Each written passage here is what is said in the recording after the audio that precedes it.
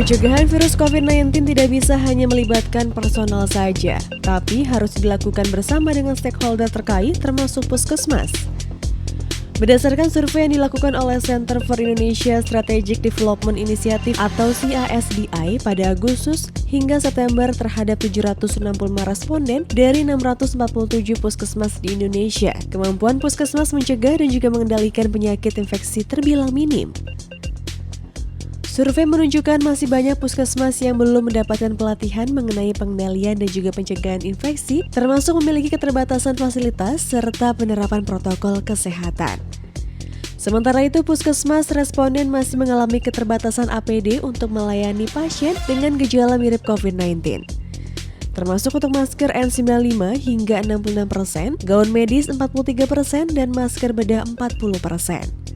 Selain itu, fasilitas cuci tangan dan juga hand sanitizer pun belum tersedia cukup di 18,5% puskesmas. Direktur Kebijakan CASDI Olivia Herlinda dalam webinar yang diselenggarakan mengungkapkan perlu pembenahan di bidang manajemen dan juga pelayanan puskesmas agar puskesmas dapat menjadi ujung tombak pelayanan kesehatan masyarakat.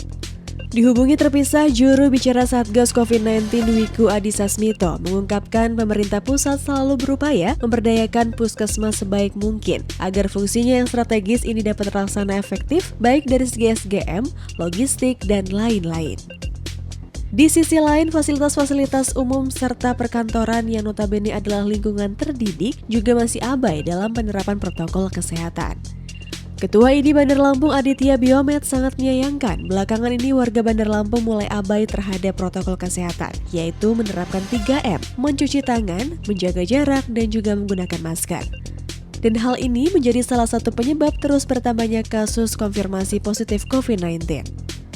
Kasus COVID-19 terus mengalami peningkatan signifikan setiap harinya, di mana pada 1 November lalu, total pasien COVID-19 di Ibu Kota Provinsi Lampung ini berjumlah 871 orang. Dengan rincian kasus positif 923, pasien sembuh 631, meninggal akibat COVID 50 orang.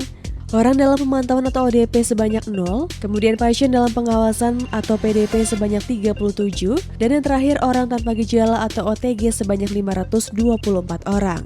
Satgas Penanganan COVID-19 Kota Bandar Lampung terus gencar melakukan pengawasan kepada warga untuk terus mematuhi protokol kesehatan, terutama penerapan 3M yaitu memakai masker, mencuci tangan, dan juga menjaga jarak.